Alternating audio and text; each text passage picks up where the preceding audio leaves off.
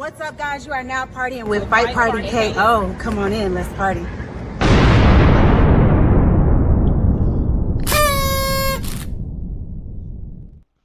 If you love boxing like we love boxing, you got to come party with us at Fight Party KO, baby. Boy, look. Excellent show because we had an excellent rematch. And we had a bunch more stuff going on. Goodness gracious of life, what a celebratory moment going on in the Ben corner right now.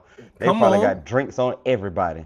But I don't want to get way too excited like I have been. So, Juice, let them know what we got. Like you have been. You have been. CONOR BENN. Nigel BENN. I see what you did there. You see that? You can take that to the bank. You bank? All right. We a little corny, got the dad jokes out, you know what I mean? But we just excited. We excited to talk about a great night of fighting, man. Got fights coming up. Man, oh man. We saw the rematch with Chris Eubank, CONOR BENN. We're gonna get to the bottom of why CONOR BENN was so dominant too. You want to stick around for that. See what's next too for him. Is he gonna drop down to 147, take on what Dave Allen describes as B-level champions at 147? We're going to talk about CONOR BENN's future. We're going to touch on that UFC 322 also. Islam Makhachev became double champ. We're going to break down what was happening at that KO Fest last night. Sheesh. Inside and outside the ring. Inside and outside the ring. Yeah, we're gonna talk about that as well as Ring 4 next week. David Benavidez, Anthony Yard, Abdullah Mason, Sam Noakes, Jesse Bam Rodriguez, not Lester Martinez. Who's Bam fighting? Is it Martinez? Something Martinez. Bam is fighting. Martinez. And what's Brian Norman Jr. and Devin Haney. Man, we got some bold predictions coming your way. Definitely want to stick around for that. You're gonna be surprised. And Almighty, man, let's get to it. Get to it. How you feeling? I feel good, man. I feel real good. I'm so happy for the Ben family. I can't even front, man. I'm also happy for the Eubanks family. To be honest with you, because it seems like both families kind of mended their differences. They kind of put a lot of respect on each other's name, and pretty much so had a gentlemanly salute at the end of the fight. Neither fighter had anything bad to say about the other fighter. As much grief had been going on in the buildup of both fights, neither one of them had anything negative to say about the other one at the end, man. And so that was class personified on both parties. Absolutely. CONOR BENN could have went talking trash, but he was like, hey, man, I got nothing but respect for you, Banks. None of this would have happened if it wasn't for them and our families and this, that, and other. They both got a lot of money from it, a lot of notoriety, a lot of eyeballs. And so to see two black men squash the beef, be respectful like that is it's applaudable and it's needed in our culture, to be honest with you. It was very professional. So as far as from the boxing standpoint, I like the fact that youth can see, okay, yeah, we had to market the fight, but at the end, hey, we squashed our beef and we good. I can see them being damn near best friends for the rest of their life. Yeah, they're going to be cool. It's hard to be mad at somebody when you get money and you try to beat the snot out of each other. Because it's like, something about you punching me in the face over and over makes me like you. Like, you know what? You're a Neanderthal just like me. You know what? You're all right. You're all right. You're a Neanderthal. I know what I'm hitting you with. Right. And you sitting there talking about, come on. Yeah. Yeah. That polite Brit. No, it ain't even polite. It's like it's just the accent. The accent on their trash talk is crazy. Yeah, man. and the words that, a proper beating. Parliamentary. Hey, for our UK fans out there, me and Almighty checking in from Atlanta, Georgia, in the United States of America. So don't mind us having some fun. We love fighting. We love different cultures, backgrounds. So don't take anything we say too serious. We just having some fun, man. And we enjoyed the fight. But I love the accents. Yeah. Proper beating. Yeah. Hey man, I love it. We gotta go to UK and watch a fight, man. We have to go to UK Three Bay and watch a checking fight in. one What day, up, man. man? 3Bay. Hey, what's happening? You know what I'm saying? Did you watch the fight last night? 3Bay. You know what I'm saying? Did you watch that proper beating? That was purely proper parliamentary. scrap. You know what I'm saying? Well, I love that. Sheesh. And if you did watch it, did the guy you picked win? You know, and things like that. Let us know about that. Let us know in the comments. Man. I had Eubank winning before the fight. I thought, I'm not picking against anything Bomac Terrence Crawford ever. It's hard to pick against that. It is. Yeah. Bomac seems to be a mastermind. He seems to know the person his fighter is fighting better than their own corner. Right. Like what they do well, what to expect, weaknesses, all that. So it's hard. I'm just reluctant to pick against that. Even the fruit that came from the Terrence Crawford Bomac tree, Keyshawn Shakur. Yeah. Man. I'm not going against that. It's hard to go against that, man. Okay. It's very hard to go against it. And Conor Benn, I mean, one of the best things to happen to a lot of fighters is to lose. Like, you learn from a loss. In all sports, it's hard to really know what you're doing weak if you're winning. It hides all your weaknesses, and you tolerate a lot more when you're winning. Like, hey, we got the dub, even if it's 1 point last second, knockout, touchdown, 3-pointer, doesn't matter. You tend to forget about it when you're having success. So Conor Benn was clearly salty about that first fight, wanted to get even in this one, and came out like a madman. Chris Eubank even said from round one, I felt something was wrong. I felt something was off. And, it's not about me. It's about Conor's great performance. But maybe Eubank was weight drained. He's the older fighter, 36 years old at this point. Been in some tough wars, approaching the end of his career, maybe not with this fight, but it's coming. Almighty, do you think that Chris Eubank was weight drained? Do you think that played a factor in how Conor Benn performed? What do you think? Yeah, and 3Bay, I do understand you. I did see you out there. You could have thought the Eubanks had it bad, especially when you saw Bomac and all that kind of stuff. I do understand. But what I think happened is it's a combination of, I do think Eubanks was a little weight drained, can't front. But at the same time, I also think Conor Benn was far more patient and had a better game plan and strategics with his athleticism, his power, athleticism, footwork, all of that. He used the feints a lot more. I agree. A lot more. Good jab, too. Very good jab and a well-timed jab. It was pretty much so like, okay, I see you about to set up something. Let me go on ahead and give you a jab. Boom, give you some class work right quick. Okay, all right, I see you about to do something else. I'm going to give you a foot feint right quick. Why? Because I ain't feel like throwing, but I want to see what you're going to do. Foot feint. Then he'll step out. Then all of a sudden right back in. And then he just started targeting the body. I mean, that right hand to the body, I don't know how Eubanks didn't throw up 1 or 2 of them times, maybe even 3 of them times. Because, I mean, it was a solid just jab to the face, right to the body. And it landed almost every time he threw it. To the point to where he must have been hitting hard because Eubanks seemed like he was only concerned with protecting his head for a second. I mean, it was like, how many times can a right hand land to the body without you making some kind of adjustment or something? But I guess he got hit in the head a few times and was like, he got hit in there early. And like, nah, we ain't about to go down. So I just had to take it to the body. And goodness gracious life, man. And you know how Conor Benn like to throw. Conor Benn likes to throw with all his heart, all his vigor, and every punch.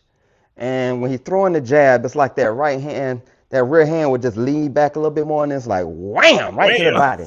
And I was every time like, goodness gracious. And he looked dehydrated. Like, Eubanks looked dehydrated in there. So, he was abbed up, but only because it was no fluids around his abs. So I was thinking, man, one of these ribs going to crack because he ain't got no insulation around there. Nothing. But it was just a good game plan, too, by Conor Benn. I don't want to take away from Conor Benn's victory by just saying that Eubanks was dehydrated. He did last all 12. The hits at the end that knocked him down seemed like they were grazing hits, kind of on the side corner of his head over there. Wasn't the back of the head, but like the side corner, and it seemed like it threw the equilibrium off. Plus, it was 12th round. Plus, he was dehydrated. Plus, Conor Benn was strong. Eubank said it. That man hit hard. Ben also came in a little bit heavier for this fight as well, as if like, yeah, I'm gonna save a little energy by not being so wild and reckless like the first time, but when I do swing, I'm gonna have even more pop and resolve. Another mental battle was who was gonna be on the floor the most, not just by knockdowns, but by push downs, wrestle downs, all that kind of stuff. Right. And after the first time Conor Benn kind of got pushed down to the ground, everything after that, Conor Benn was knocking Eubanks down to the ground. Either he was mushing his head or one time just kind of checking his strength and balance, because it was like Conor was up against the ropes, then kind of rotated Eubanks around, and Eubanks went flying out. I was like, right, that roughhousing in the clinch. Right, exactly. And so it was like, I'm going to go ahead and show you, nah, dude, I got control of everything. I'm stronger. I got my mind on. Sometimes when he hit Ben, he didn't just, no, when he hit Eubanks, when Ben hit Eubanks, I thought the old Ben would have just jumped on him. Wild turkey. But no, he had some poise. He had some patience about himself. And so I got to respect that from Conor, man. Big moment. And even in the whole lead up, all the press conferences, he seemed like he had his mind on his shoulders a little bit better. He wasn't so rah-rah, you know. So I enjoyed it, man. And I really enjoyed all the respect that was given out by both fighters, man. What did you think about the fight, sir? Oh, yeah, here's a clip here. Yeah, so his equilibrium was gone. Right. Like when the first knockdown happened, he went down and popped up like this and was just like he was one of those wibbly wobbly men to be on top of the buildings and stuff trying to get your attention. Eubanks was one of those wibbly wobbly car salesman. All right. He's wacky. He's floppy. He got hit, bam, went down low, came up high. I was like, damn. Or like one of them old school punching bags when you had when you was a kid, you know what I'm saying? You hit it and it come right back up. You know what I'm saying? You hit it, boom, it go down, it come right back up at you. What they said, weebles wobble, but they don't fall down. Yeah, that was the song, huh? That was the song. That was it, right there. And so that was a trip, man. That was a trip seeing that. And at that point, you just knew that was the icing on the cake. Conor Benn won pretty much for every round. But just in case y'all thought it was close, just in case anyone thought it was close, let me put a little icing on this cake and get 2 knockdowns in the 12th round. So beautiful. Masterful. Loved it. Yeah, great event, great fight. I like the theatrics. I like that Chris Eubank came out with 50 Cent. That was a good look. You know what I mean? Oh yeah, that was great. I like both fighters' fight kit. You know, the trunks. Eubank had that one punch man theme. I think they kind of matched their dads. I think I saw a picture where they saw that too. Yeah. I noticed that too. That was good. That was dope. Good. Yellow and white. Yellow trunks versus white trunks. I like Conor Benn's intro too, with the marching band and all that. Yeah, that was solid. Boy, I might have enjoyed that even more than the 50s. Yeah, 50 was probably just more expensive. Yeah, definitely. I wonder if he charged by song, because he did about 3 or 4 songs. Not the whole song, of course, but kind of like the verses. Probably by song. You know, probably. Because there were specific songs, you know what I mean? Because that last song was "I Knock Your Head Off," you know. Or "I'll Whip Your Head, Boy." Yeah, whip your head, boy. Yeah, but good fight, man. Good fight card. Shoot, I'm excited to see what's next for Conor Benn. Eddie Hearn hopped in the ring and he was talking about how he wants Conor Benn to go down to 147 as opposed to 154. And Conor Benn called him out post-fight interview. He said, I'll take Devin Haney, Mario Barrios, Ryan Garcia. Any of them Yanks can get it. Any of them Yanks can get it. What you think about Conor Benn's future? Do you want him to Does Chris Eubank deserve a trilogy fight? Do you want to see a trilogy, or do you want to see Conor Benn versus any of the guys at 147? Out of respect for both Ben and Eubanks, I don't want to see a trilogy. It's too much work for Eubanks to get down like that when he got to be like in coffin suits and all that, trying to drain weight. He in full body suits, sauna body suits, laying down like he did. He get up, he looking drained, like all that, man. That's a lot. And then you got to go fight a Tasmanian devil like Conor Benn. And not just that.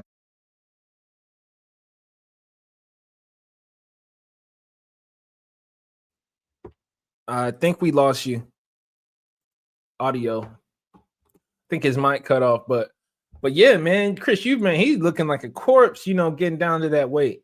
And even with the like rehydration clause, sheesh, it's a lot. It's a lot. I'd rather see him at a higher weight, especially at that age. He's a little older, so those intense weight cuts can be a little much. I'd like to see him at 168. I don't know. I'm not ruling out a Canelo fight for him at this point. I think that may be interesting. You back in? Yeah, you were going into your second point, not about how hard it was for Eubank to make the weight. We back in? Yeah, you're back in. Can you hear me?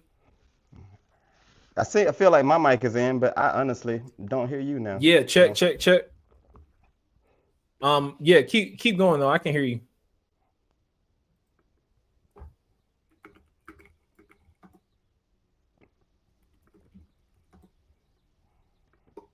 Okay, we're coming back now. Bam. Yep. Now we hear you. Now we good. I don't know why it does that. StreamYard, we got to figure this out. But yeah, you good though. Yeah. So I do like the fact that Eddie Hearns understands I got a lion at 154 already in Boots Ennis. And so now, if you can, Conor, make 147 to get a championship, that'd be great. But I don't think he wants to go to 154 yet, just because of the marketing of it all. If you do go to 154, you got to avoid Boots for a while, just because Eddie Hearn got Boots as well. And I doubt Eddie Hearns wants to put Boots and Conor together right now. He can make too much money right now. But Conor Benn versus everyone else at 154, hey, why not? Why not? But I think Conor wants to go to 147 real quick. I think he thinks that he has the skill set right now and the size advantage to be able to beat Devin Haney and the Teofimo Lopez, Ryan Garcia, all that. I like him versus anybody at 147. Hey, I hate Rolly, Ryan, Mario Barrios, Brian Norman. Oh, I want to see him against Brian Norman. I want to see him against Devin Haney as well. I think I'll take any of them. I think Devin Haney and Brian Norman Jr. Will give him the most problems, to be honest. You been trying to make that weight. Right. Hey, come on. See, when you got to do all that, man, it's like your fight camp is that. Conor Benn was able to concentrate on the strategics, the fight plan, the mental aspect of it. His whole mindset is, Eubank's mindset right now is going towards being weight drained, like dehydrating itself. You know what kind of mental fortitude it takes to dehydrate yourself like that? Yeah, what you doing? You just chewing gum? You ain't eating no food. Nah. Drinking water. Yeah, and you're getting rid of all your water. See, I don't. Everything I understand about weight cuts, I've heard from somebody else. Like, I don't know. I'm heavyweight, so I don't know nothing about none of this. Like, if I'm losing weight, it's just to get in shape. It's not like, oh, I have to get under this weight that I feel dehydrated and sluggish at. So I can only imagine having to cut down to a weight class you don't necessarily want to fight at anymore as you're getting older. Oh, that's another. Oh, glad you mentioned that. That's another part of it too, man. He's 36.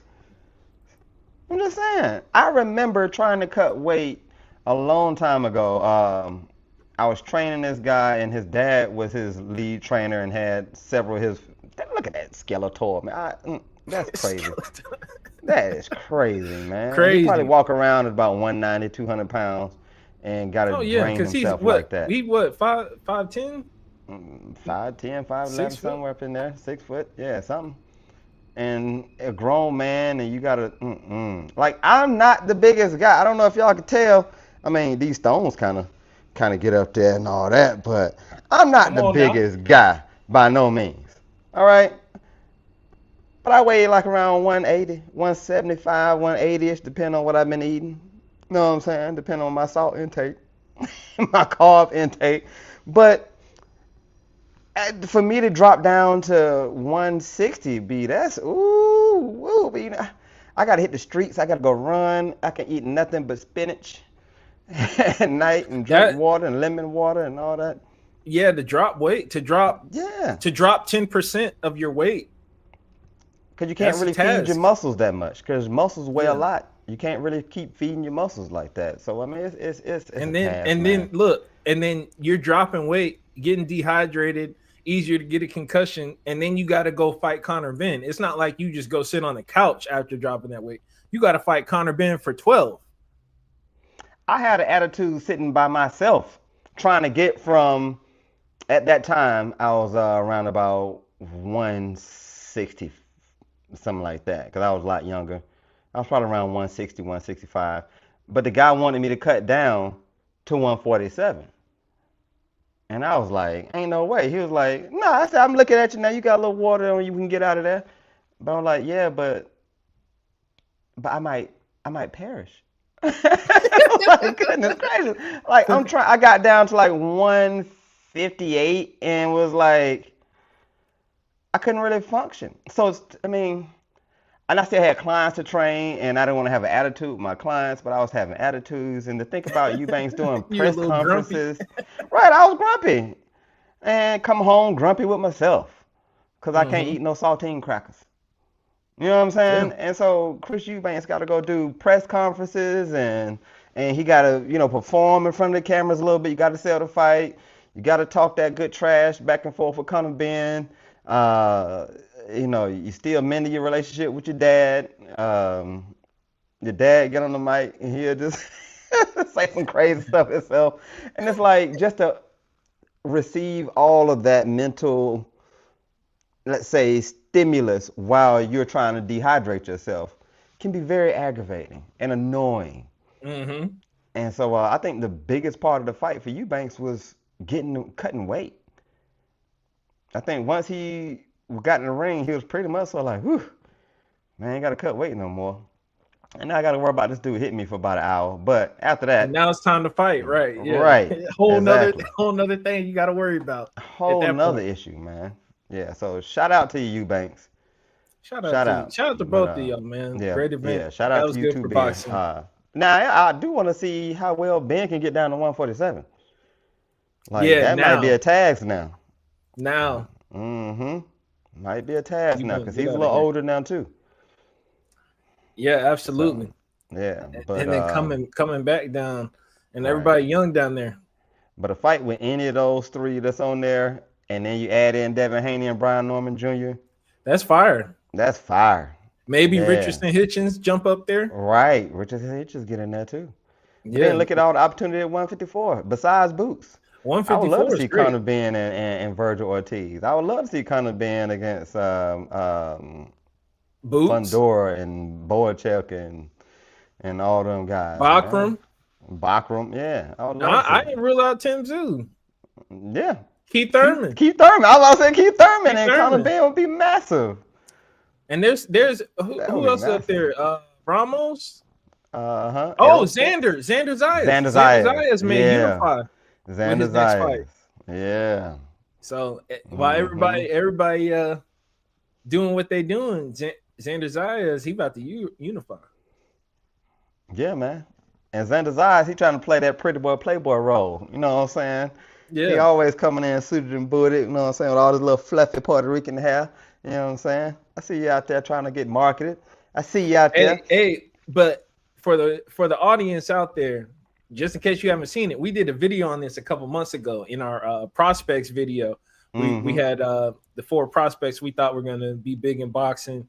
Xander Zayas is on that list, so definitely go back and check that out. After we post this, I'm gonna post a link to it so y'all can check it out. But definitely worth your time if you're interested in some young guys coming up in the sport of boxing. Mm-hmm. Yes, sir. Definitely. Even though, what were you gonna say? And I was gonna say the fight. I think I want to see him fight the most at 147. Might be Brian Norman Jr. That's action, straight action. Yeah, man. Or Rolly, that'd be fun. I think Rolly would be a good matchup for him. But depending on how well Devin Haney can sit down on his punches now without like just hitting to get out and just hitting to get out, Devin Haney might make it an easy night.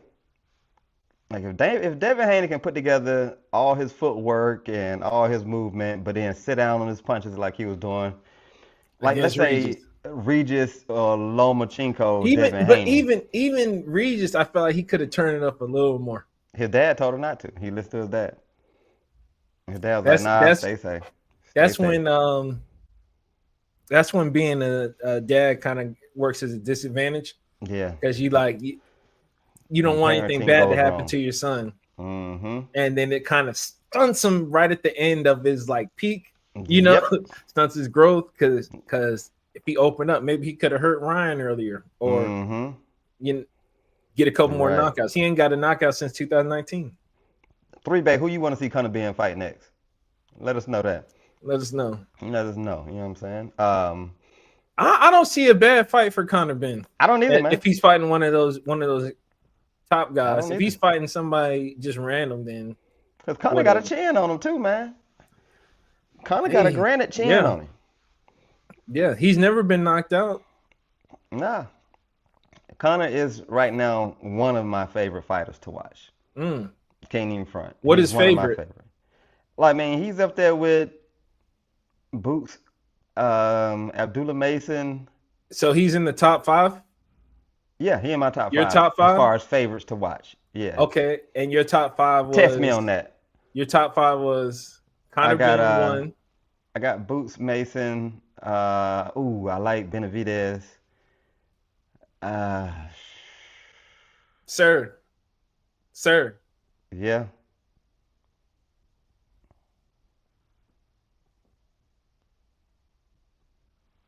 You have one more. I'm thinking. Oh, Terrence Crawford. You said Terrence Crawford, Benavidez, CONOR BENN, Boots, Abdullah Mason? Yeah, I think that's my favorites right there. Tank not in there? Not no more. Nah. Okay. Not no more. Okay. Level of competition, refusing to fight the competition. Inoue, Bam. I like Inoue. Inoue was right there. But as far as the combination of trash talk and exciting fight, like I think Inoue is a better fighter than CONOR BENN. But if they both fighting at the same time, I'll probably watch CONOR BENN fight because he's probably fighting somebody I know. Inoue most times is fighting some people I don't know. He'll dominate him. Yeah, I don't be knowing who Inoue fighting. Yeah, he'll dominate him, but level of competition may not be the same at that weight class down in there. Yeah, very entertaining fights. Bam was right there on the fence too. I love to watch Bam fight, but Bam he kind of falls in that same category as well, though. Yeah. I feel like I'm leaving somebody out. Yeah, no heavyweights. Not favorites to watch. No Usyk. I mean, I think Usyk is very, very talented, but boring. He got some crafty. Not that last fight. Ways about Not that last fight. No, sir. I mean, not that last fight.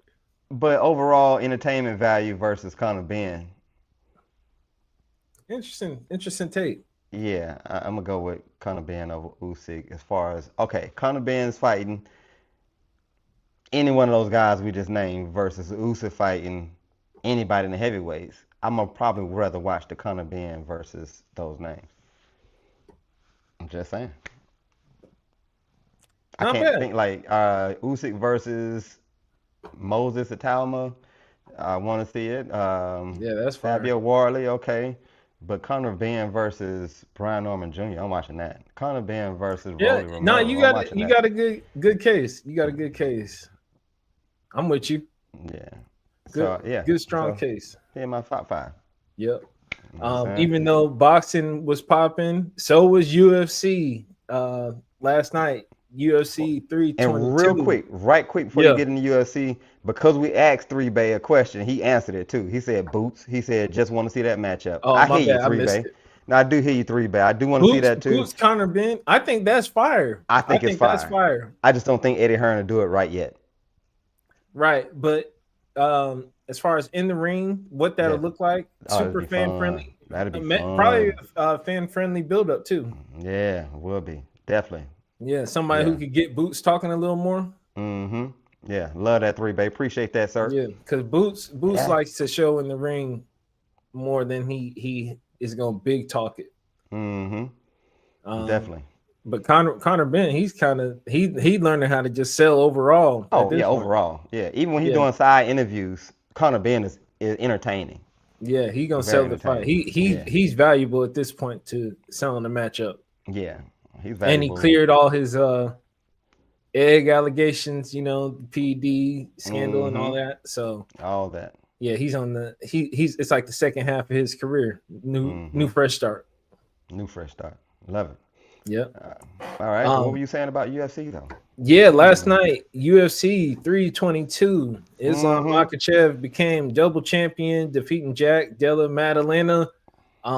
Crazy night of fights. Pretty much all the fights ended in a knockout or early finish of some fashion. Crazy value on the pay-per-view if you bought it or went out to see it. Man, oh man.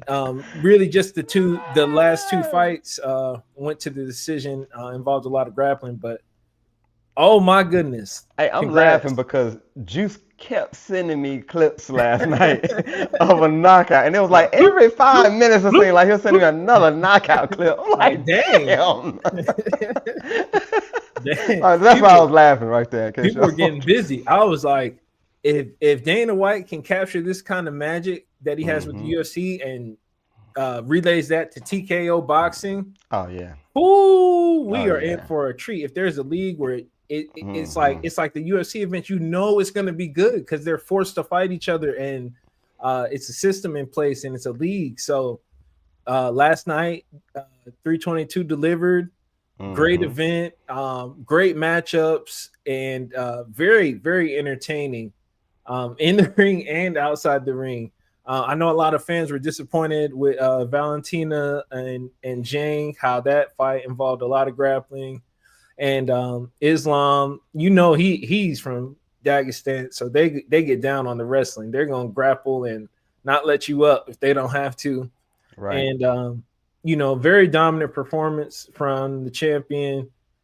How do you feel about wrestling in these high profile matchups? Are you still sticking around for a champion that is going to do a lot of grappling, or would you prefer, strikers like Alex Pereira to lead the main events? All right, I definitely prefer strikers, but I do understand the importance of ground game. Like when I first got into mixed martial arts, it was because of Horace Gracie a long time ago when, mixed martial arts fights, you might fight 2 or 3 times in the same night. It was like, no, we're going to find out the champion tonight. So Horace Gracie, he'll get beat up, but then he'll put somebody in the chokehold or some kind of submission hold. He'll limp out the ring. He'll go back to his dressing room. And then he got to fight again because now he got to fight the winners of the second round. And he coming back out limping and all that. And it's all Horace Gracie about to get his ass whooped. Because Horace Gracie, he never looked threatening. He looked like his jiu-jitsu clothes or his judo clothes are way too big for him, like he had on his daddy's clothes. And he just come out there just looking mouth soft, man, and just limping. And then all of a sudden he out there limping, and it'll be a few strikes, and then he'll take you to the ground real quick, and it's like, oh, it's over. How you beat him? He went in there with 3 toes. And then it was like, then you go back to the dressing room, and then he got to fight the championship match coming again. And he coming in extra limping, holding the rib, you know what I'm saying? Things of that nature. It's like, then he'll put him on the ground again. So I understand it. And also, I've been in real fights before. A lot of times, it will go to the ground. And so now it's like, now some what? kind of grappling. So now what? So I get it. But as far as a sport, it's just hard for me to watch two men in missionary position sweating for minutes on end, and y'all just kind of tumbling around on the ground. I know y'all doing some serious kung fu stuff on the ground. But like, I went to jiu-jitsu practice one time, and it was like, it was hard. I don't even want to say that. It was like, one dude had to like lay down in missionary, the other dude got to get on top of him. And then the coach is like, all right, break, do it again. So you stand up, another dude got to get down, spread eagle, you got to get him to, you know what I'm saying? It was like, okay, now we got to do submission holds from the back. So the dude had to get on all fours, another dude had to mount him from the back, you know what I'm saying? Yeah. You do a little something, all right, break, do it again. Like, I don't think I can stay in here, coach. So I'm out. I appreciate it. I love the art. I love what you're doing. But I just don't like it. And to just watch it as a sport, and you just seeing two dudes in their britches just down there like hugging. You know what I'm saying? I don't know. It's just not friend friendly. I mean, it's not fan friendly for me, I'll say. Yeah. So yes, I like it when they're working. If they're trying to get a submission or they're really striking, get into a position where they can drop elbows or something like that, then I like it.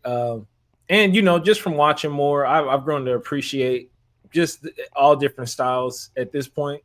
But I definitely prefer, when they're getting busy standing up. And it's just easy. I like boxing is my favorite martial art. So the more punches, the better to me.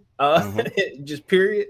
But I like overall, fighting style, because just like you said, on the street or in different scenarios, it's going to be more than one martial art involved. You usually gonna grab or go to the ground. So even how I would approach fighting somebody, if I get hands on you, I'm gonna clinch you and then be punching you where I can target you, or gotcha. I may have to throw you to the ground real quick using some of my football background as opposed to judo. But I'm gonna get you down.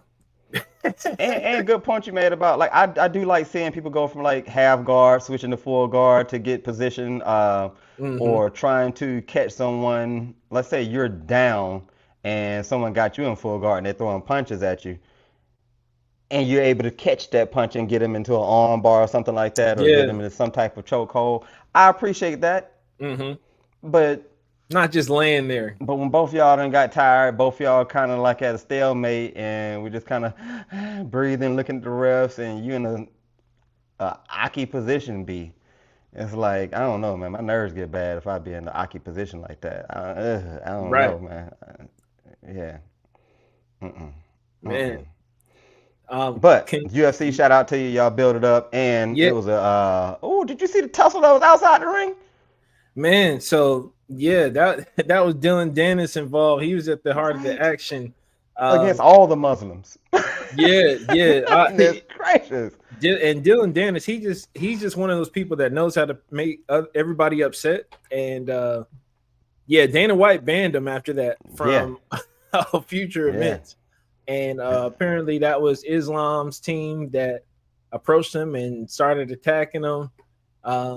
You can't talk about how you gonna beat everybody up and you run the show, and it's a bunch of fighters and they all gonna be there and they're sitting next to you.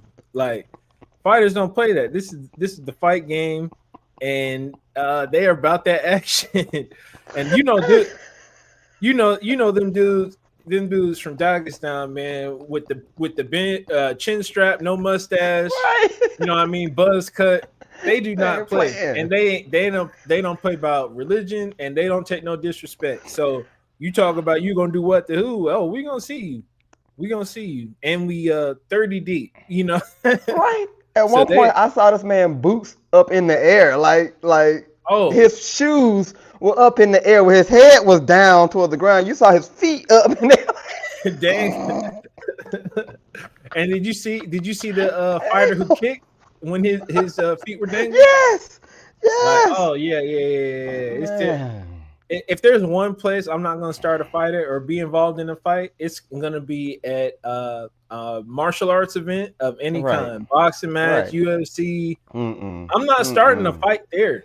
The At people in the all. crowd probably know too Mm-mm. much on average, and they Right. do cardio and they know what they're Right. doing. So, I'm just gonna be Mother Teresa out there. I'm gonna squash it. Yes, sir. Sorry, you stepped on my shoe, sir. Right. I'll try not to let it happen again. Even if I'm at the club, you know what I'm saying? Even if I'm at the club or lounge or something, and you got cauliflower ears, and you stepped on my shoes, I'm gonna have to just get my shoe cleaner later. But it's not about to be an altercation. Nah. Yeah. You already got the cauliflower ears, so you don't give a fat rat's ass about your appearance no more. You know what I mean? I still care a little bit. You know what I'm saying?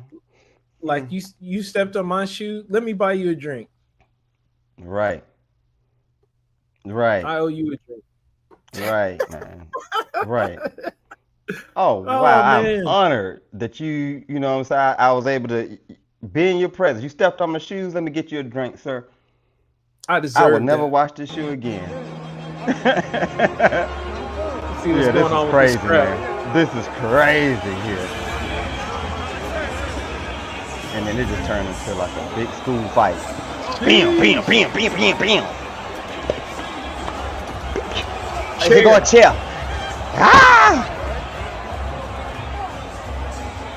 I mean, stomping him. I appreciate the video work right here. This is good camera work, but it's good camera work. I don't know that I could be filming. I need to be looking around. Right. Seeing who about to hit me in the head with a ball or something. And it's all trained people who know how to fight. Yeah, man. I need to handle. Somebody will record it. Right. Not gonna be me. Goodness. And look, even security can't even break it up super clean. Nah. Cause they're like, hey, I ain't trying to get put in a hole. Right. Yeah, 3-Bay, they were going in. And look, they got enough security.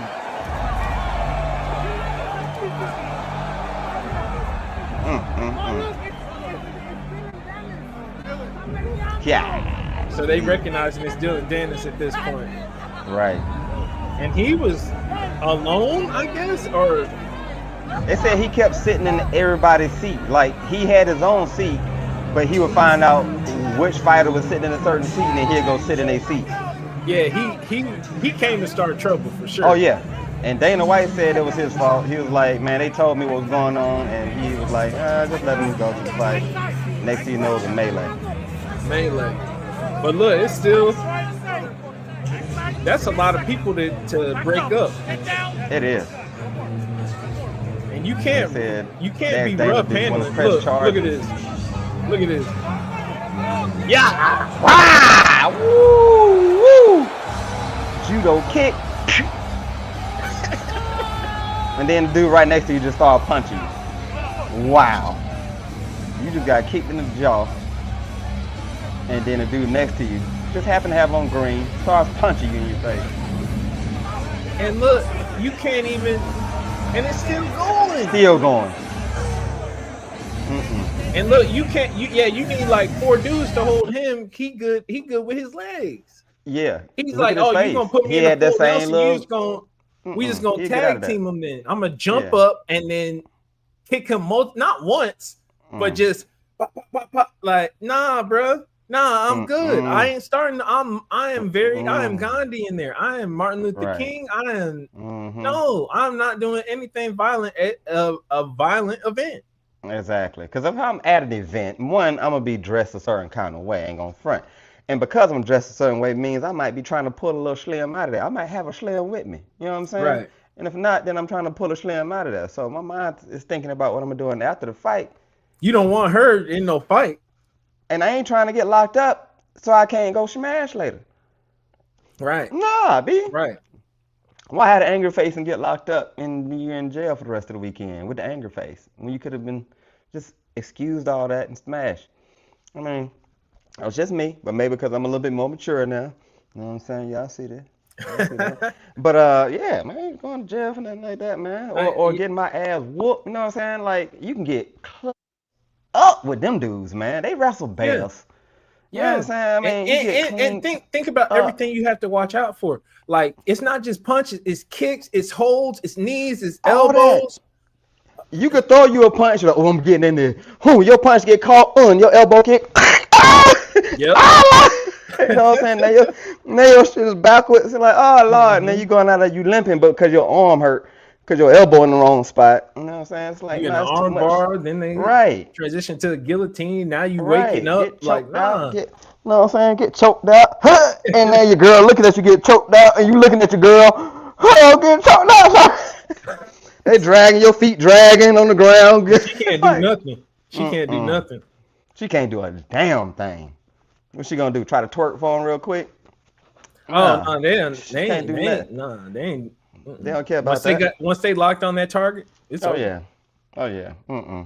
It's over. Boy, please. No, sir. You get kicked in the kneecap backwards. Now you walking like an ostrich. Nah, sir. It'll be real quick, just like that. You know what I'm saying? Because that's one of the first things I learned in martial arts. Hey, kick dude in the kneecap. They don't like to go backwards. I don't want anybody striking my legs at all. Like, if I know you can do that, or you start doing that, I'ma just, all right, beef squash. Right. That's your parking spot or whatever. Like, I'm gonna let you keep robbing my house, or whatever is necessary. Because I ain't dealing with no leg kicks. That's why I like boxing. Like, keep that shit. I mean, keep that ish waist up. Keep it waist up. Keep it waist up. You're kicking at my legs and my knees, B. Keep it waist up, man. Nah, you start hitting my knee, I gotta deal with you differently. Yeah. Oh, completely different. Man. But UFC 322, great event. We got some more boxing coming up next weekend, though. Ring 4 is here. And yes, we do. We all think we know what's gonna happen. We know who the betting favorites are. We know who's more probable to win. But almighty, Ring 4. Yes. What is your bold prediction to happen? Bold prediction. Bold prediction. And just to clarify, a bold prediction is not something you necessarily think is super likely to happen. It's not just picking a favorite to win, but something special or unique or extreme to happen next weekend, with the car, with the attendance, with the fight results. Bold prediction.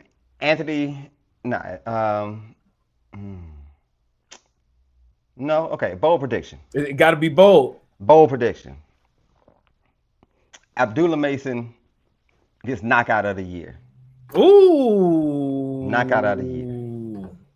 I think he's so motivated, focused, getting his championship. And I don't think Abdullah Mason understands how good he is yet. And just him putting all the pieces together will be purely parliamentary. And he's going to usher out a proper beating on Sam Noakes, and it's going to be the knockout of the year. Okay. A proper beating. A proper beating. Yeah, I think it's going to start with those zippy jabs, and then I'm not mad at that at all. I'm not mad at that prediction at all. I can see it. Sam Noakes, I mean, from what I've seen in his fights, he likes to beat you down when he thinks he got you hurt or he starts landing. He will really open up. He'll start switching stance and he'll be in front of you to hit. He does a good job of keeping his rear hand up, close to his chin at all times. But there are openings there, and I think that Abdullah Mason is so sharp that once he gets a feel for that timing and Sam Noakes' rhythm, I think that he's gonna land something big. And nobody's chin is that strong to where when they're getting hit flush, especially by somebody like Abdullah Mason, I think I could see it ending early. I could see him getting the knockout like Boots got over Lima or Virgil got over Lubin. Like I could see it being one of those where the fight really didn't get going that long. Right. It's gonna be one of those knockouts where people are just you still in the ring 5 minutes later, making sure everybody okay. Yeah, you know what I'm saying? He gotta wake up. He's waking up. Like what time did the fight start? Smooth Criminal while dude getting up. You know what I'm saying? Sammy, are you okay? Are you okay? Are you okay, Sammy? Sammy, are you okay? Oh, and you know what I'm saying? Abdullah Mason gonna lean for that. Michael Jackson lean for it. Are you okay? Are you okay, Sammy? You know what I'm saying? I think it's gonna be something like that, man. I mean, shout out to you, Sam Knows. I don't want to see you like seriously hurt, but my bold prediction. You're gonna have to take one for the team, bruh. You know what I'm saying? That's my bold prediction. What's your bold prediction, Jew? He said, Almighty said Sam Knows is gonna get knocked out and wake up on Della Della Island. Right. Della Della Island. Della Island. I like it. Oh man. Okay, so ring 4, my bold prediction, guys. Drum roll.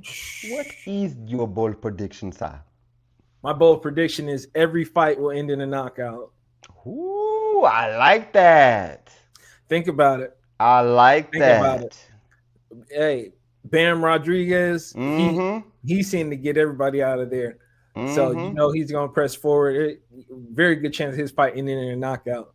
And David Benavidez, he hasn't got a knockout at light heavyweight yet. So Anthony Yarde got power. I think between the two of them, that fight could end early. We just talked about Abdullah Mason and Sam Noakes. They both are knockout artists, and they tend to get aggressive and can get hit. So I don't see that one going the distance at all. Brian Norman and Devin Haney, shoot. I think Brian Norman is going to be in way better condition than like a Ryan Garcia. And Devin has trouble with people who are his size and his age. Doesn't he? So, you know, he fought an older Lomachenko. He fought an older who did he fight last fight? What's it? I don't know why I'm blanking. Devin Haney. Devin Haney? He fought Ramirez, stunk it up. Older Regis. You know, I think this would be different. I think it's going to be action. And even though I think Brian Norman is more likely to get a knockout in that matchup, I could see Brian Norman getting real aggressive and testing Devin's chin and maybe having him rattled or hurt early. I could see Devin knocking Brian Norman out. You know, I could see Brian Norman just being like, oh, his punches ain't nothing. He ain't that strong. I'm going to get in there roughhouse, you know, make this a tough fight. Right. And if Devin wants to sit down and we know he's the sharpshooter, he really could tag Brian Norman with something that tagging. Yeah, that Jin Sasaki couldn't hit him with, you know. Right. Devin Haney is very athletic, and if he just sits down, he'll be a different fighter for sure. Right. Sure. I could see every fight ending in a knockout, guys. I don't know what the parlay is for that happening. It'd probably be over plus 1,000 or something, but I like that. I could see that happening. Ring 4 next weekend. I like that. I like that a lot. I like that a lot. I like that a lot. Because I was starting to say Anthony Yarde was going to end up retiring after this severe beatdown. Maybe. But I was like, nah, we're going to go Abdullah Mason, knockout of the year. And I like what you were saying about every fight is going to be a knockout.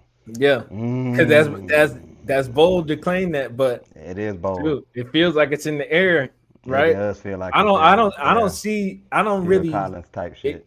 I don't really see them all going the distance. I don't really see any of them going the distance, to be honest with you. You know, that's hey. Now that you said I don't that, see the it. Closest, Because Devin Haney, I haven't seen him get knocked out. I've seen him get dropped several times. He get right back up, get dropped, get right back up. I saw that. Maybe that fight might go the distance. But it's a good chance that... Yeah, Devin could get on that bike, man. If Devin get on that bike... If Devin get on that bike, then it's probably going the distance. And Devin, Brian Norman is in shape. He's in dog shape. But Devin Haney's conditioning, man, even with that last fight, even though it was boring and he wasn't doing nearly as much as he could, to be able to twitch like that all night and just all night. And that's what you wanted to do, because he came out and said, "Oh, I executed my game plan, perfect game plan." It's like, that was your game plan, Right. But hey, once maybe he was just getting his confidence back. I could see Brian Norman testing Devin's chin early, and then that PTSD settling in, and Devin be like, "Hey, I know what I can do." I can see that too, man. I know. Get on this perimeter, and it always seems so obvious before the fight, but during the fight, can you cut the ring off? Can you cut the ring off? That is always a challenge, even if that's your game plan, it's always a challenge against a mover. It is, sir.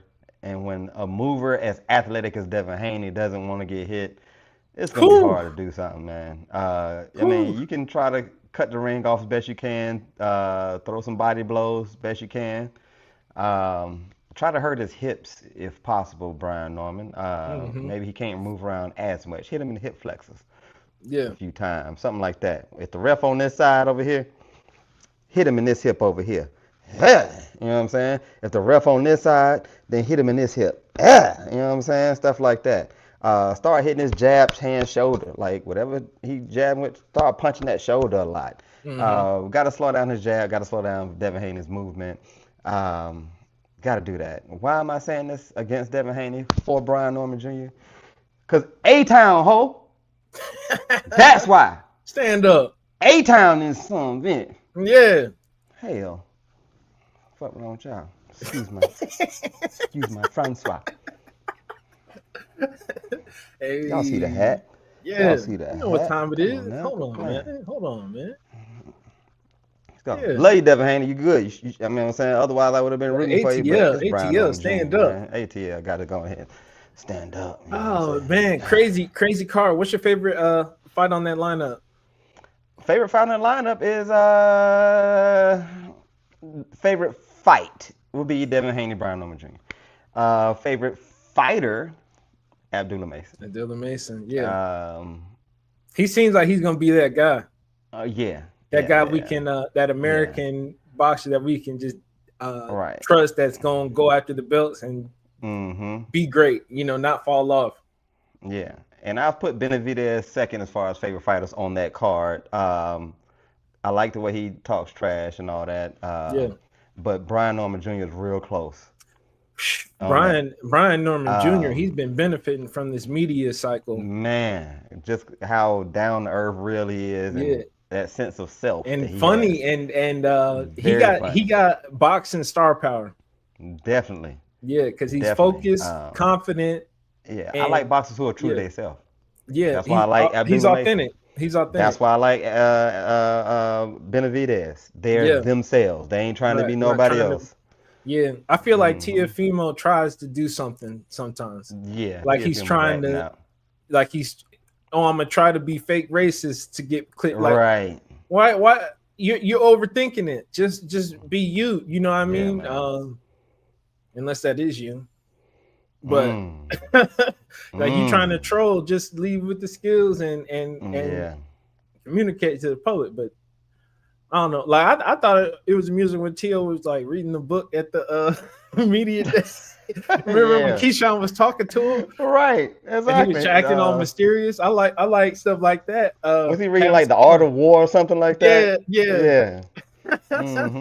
I like that Tio better than the racist stroll, or dancing Tio when he in the ring dancing while he boxing and shadow boxing. He start dancing. Keep doing that kind of stuff, Tio. You know he'll hit a choreography too outside the ring, real quick. Real quick. Now, does he look like Keita the Great? No, but he out there trying. You know what I'm saying? Yeah, he's smooth. He don't look like the Les twins, but he out there trying. He trying. Yeah. I appreciate fighters trying to be marketable. I think Brian Norman is being very marketable. He keep catching Devin Haney too. Like he called Devin Haney out when he said what he said. He didn't say when you reach I'm gonna teach. It was something to that effect though. He said, you violate, I'm gonna demonstrate. Yeah. And then he was like, Brian Norman was like, well, you're not just gonna take Floyd flow like that. You can't just copy that man. That you taking his whole swag bar for bar. Like, and you the didn't come up genius with in that was when he said, I want y'all to play the clips. And so all the content creators were started playing the clips and all that. Like, oh, wow. That was marvelous. And then y'all catch Devin Haney get mad after that. Right. And all he can do is, right. That's all you can say. You know what I'm saying? Okay. So that one hit close to home, huh? Yeah, it hit real close to home. Yeah. Mm-hmm. Yeah, because he wasn't even, Devin wasn't even thinking about it like that. And then Brian Norman caught him, and he called him out immediately. You know, Brian Norman is quick, man, because he catches Devin a few times in interviews. And I always feel like I always look for the media build up to parallel how the fight's gonna go. Because it's like if you can counter somebody in a media scrum, then you can counter them. You know how to counter them in a fight. Right. Like, oh, I know how they think. I know what's coming. Because he caught Devin Haney again. Because Mike Coppinger was like, he's like, yeah, you're a favorite in this matchup. Are you gonna place a bet on yourself? And then Devin was like, that's illegal, ain't it? And then Brian Norman was like, no, it's not. Ryan Garcia did it to you in your last fight. And I don't even know that Devin caught it. But it's like, hey, I know your situation better than you know your situation. This just happened to you in your last fight. You don't know this? You ain't paying attention? Like, he just own it. He own it. I like how Brian Norman, when they asked Brian Norman to rate Devin Haney's fits and like, was he the best dressed? Love that. Brian Norman was almost confused and offended. Like, you asking me about clothes, brother? I got a white tee. These joggers on, forces, that's all you need, brother. I'm here to throw hands and make bands. That's it. You asking me about another man's clothes. See, that's what's wrong with the game today. I'm here to fight. I love that answer. And he even mocked the producer, like, y'all hear this? Y'all hear the questions being asked? All right, Brian Norman Jr. is over Benavidez right now, my favorite fighters. He ascended, man. Just because, man. If you go like, if you do a stock chart by like the quarter or like the month, Brian Norman up there. His stock went crazy these past few weeks. And we getting in the fight week now. Imagine he shoved Devin at the weigh-in or something. Man. Come on, man. Or Bill, we got the fathers, Bill Haney and Brian Norman Sr. They are hilarious. Yeah. I love how they be talking. Norman Sr. Go ahead. I would say the only reason why I don't have him over Mason right now is because I just like how clean Mason throws his punches, his jabs, and sets up his punches. Yeah. But as far as personalities, Brian Norman is probably number one, man. Probably number one. He up there. Up there. Yeah. So I like how Benavidez talks smack too. I do too. But he kind of needs the right person to bring it out of him. Like when he really don't like the person, he got amazing lines and responses. Man. Like David Morrell. Oh, that was a great build up. He was like, "Peace and love." What's that? Right. Right. Or like Caleb Plant, he really wanted to hurt those guys, So he kind of needs the right partner, because like Anthony Yarr, he's like, thanks for taking the fight, man. Nobody wants to fight me, kind of. It's a little, even though he's gonna bring it in the ring. Smack talk, Brian Norman been doing good, but Brian Norman, when two black fighters, especially American black fighters, fight, it always. The smack talk goes super intense. It does. We seen that with Crawford and Errol Spence. That's just what we had. Tank and Shakur ain't even fought, and they've been at odds. So it always gets turned up a level, because I'm like, Brian Norman didn't have the same smack talk against Jin Sasaki, or his confidence was there, but it's just, you got more to say when the person can understand you and they are saying it levels above you and stuff like that too. And they can really digest what you're saying back and things like that, I feel you. But to knock somebody memory out He can't remember the last 6 weeks of his life. Dude, goodness. So you do something like that against Devin Haney, then you take over Abdullah Mason's spot for my number one fighter. You take over Boots' role, all that. Because the personality plus being able to knock somebody out like that and make them lose their memory, what else you want? What else do you want? Stay in shape year round for the most part. Good cat.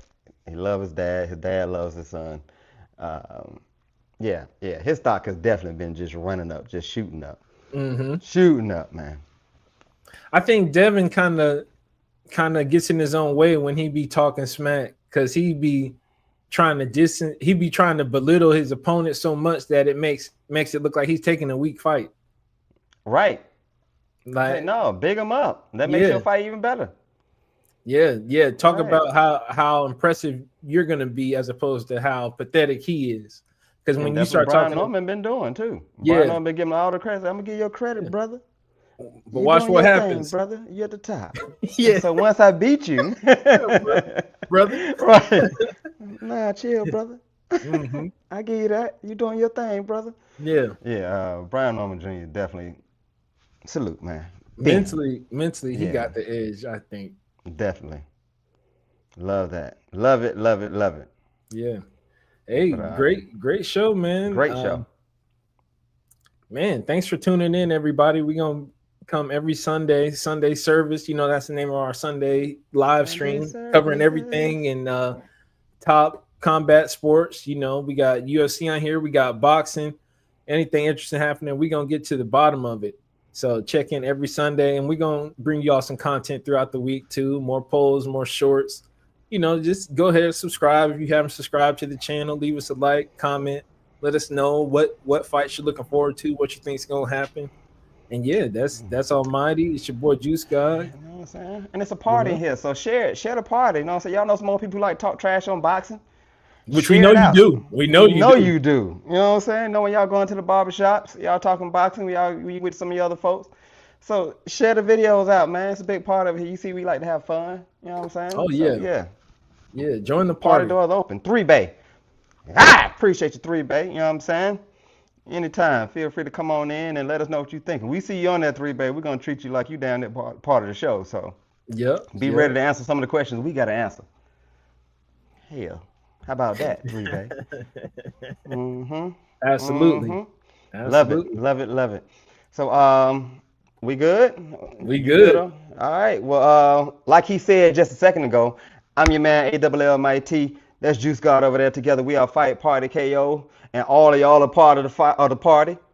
And with that, we are signing out. Big dogs eat on the porch.